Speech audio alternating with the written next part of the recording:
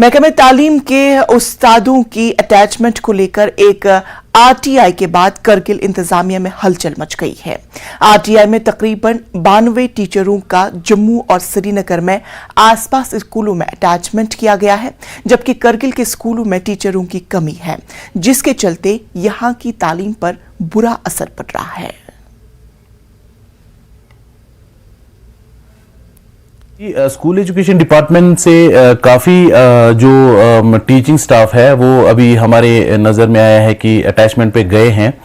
तो हमने जब वो आया तो हमने ये सारा सीओ से रिकॉर्ड मंगवाया कि कितने लोग कहाँ पे अटैच हैं, कब गए हैं, किसके ऑर्डर पे गए हैं, ये सारा हमने निकाल के एक कॉमन ऑर्डर, अभी हमने आपने देखा होगा कि हमने एक कॉमन ऑर्डर डायरेक्टरेट ऑफिस से सीओ करगिल को किया है कि जितने भी अटैचमेंट हैं उन सबको, खासकर अब हमने ये देखा है कि बहुत सारे अटैचमेंट यूटी के बाहर है, हॉस्टल्स जो काउंसिल्स चलाते हैं उसमें हैं, और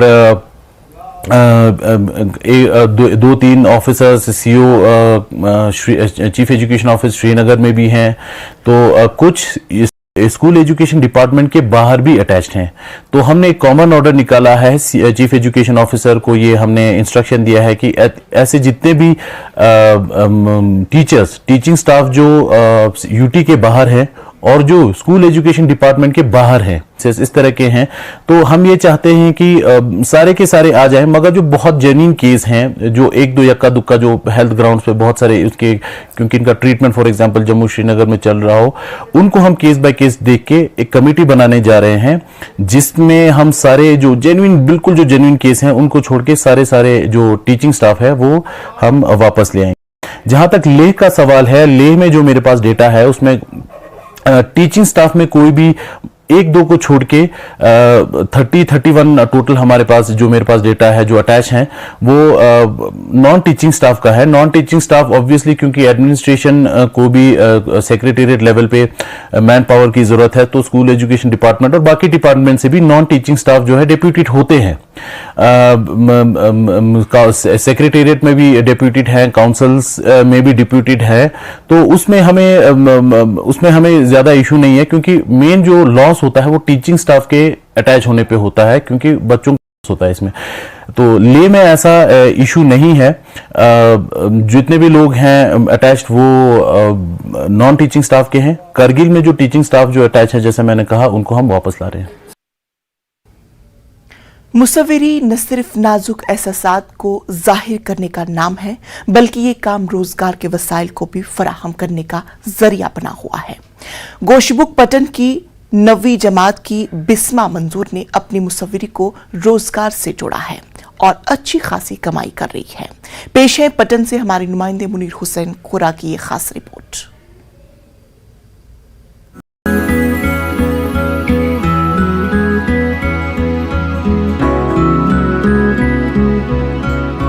शायरी की तरह मुसव्विरी भी इंसान के नाजुक एहसासात का नतीजा है।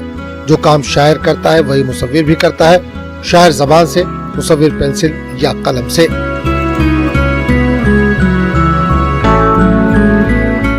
ताहम गोशाबुक पटन से ताल्लुक रखने वाली 9वीं जमात की तालिबा बिस्मा मंजूर ने मुसव्विरी को सिर्फ एहसासात को जाहिर करने का सहारा नहीं बनाया, बल्कि रोजगार कमाने का जरिया भी बनाया। बिस्मा अपनी मुसव्विरी से अच्छी खासी कमाई कर रही हैं।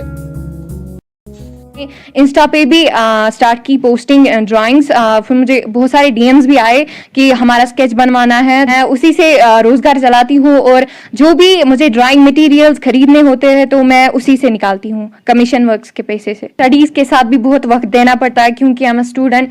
सो जब मैं स्कूल से आती हूँ तो अपना सारा काम खत्म करके मैं स्केचिंग के ऊपर भी ध्यान देती हूँ। तो 2 दिन मुझे लगते हैं, क्योंकि स्कूल से आके फिर मुझे बनाना पड़ता है, तो 2 दिन लगते हैं एक स्केच बनाने में मुझे। बिस्मा मंजूर का कहना है कि इन्होंने मुसव्विरी उस वक्त सीखी जब वो अपनी वालिदा के साथ आंगनवाड़ी सेंटर थी। वहाँ मुसव्विरी के मुख्तलिफ पोस्टर देखने से इन्हें इस मैदान में दिलचस्पी बढ़ी। स्कूल में भी इन्हें असातिज़ा इकराम ने रहनुमाई की, जिसकी वजह से आज वो अपना लोहा मनवा रही हैं। छोटी थी तो मैं मम्मा के साथ जाया करती थी। एक्चुअली मेरी मम्मा एक आंगनवाड़ी वर्कर है, तो आंगनवाड़ी में है टीचर, और जब मैं उनके साथ जाया करती थी, उनके साथ उनको बहुत सारे प्रोजेक्ट्स मिलते थे। फिर मैं जब उनके साथ ट्रेनिंग में जाया करती थी तो वहाँ पर मैंने बहुत सारी चीज़ें देखती थी।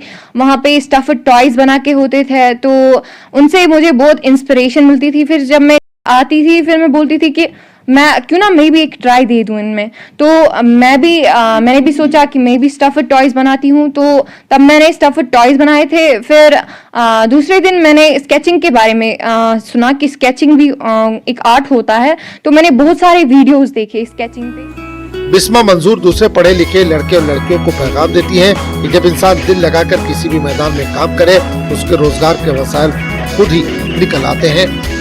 आप जिस फील्ड में आपका मन हो, आप उसी फील्ड में जाया करें। और जैसे कि ड्राइंग है, मुझे ड्राइंग में बहुत अच्छा, मतलब बचपन से ही इसमें बहुत जहन लगा रहता था। और जब आप किसी चीज में पूरा मन लगाते हैं तो रोजगार के रास्ते खुद ही खुलना स्टार्ट हो जाते हैं। तो बिस्मा मंजूर अपना रोजगार भी कमा रही है, पढ़ाई भी कर रही है, स्केचिंग भी कर रही है, घर का काम भी कर रहे हैं। तो जरूर ये दूसरे जो बच्चे हैं, दूसरे जो लड़कियां हैं, लड़के हैं, उनके लिए ये मशल राह है और उनके लिए ये राही रास्ता है, ताकि वो भी इनकी तरफ देखकर अपने जो रोजगार के वसाइल है खुद तलाश कर सकते हैं और मुख्तलिफ फील्ड्स में जिनका उनमें सलाहियतें मौजूद है वो उस फील्ड में अपनी सलाहियतों को बरोकार ला सकते हैं। न्यूज़ 18 जम्मू कश्मीर के लिए मैं गोशबुक पटन से मुनीर हुसैन हुर्रा।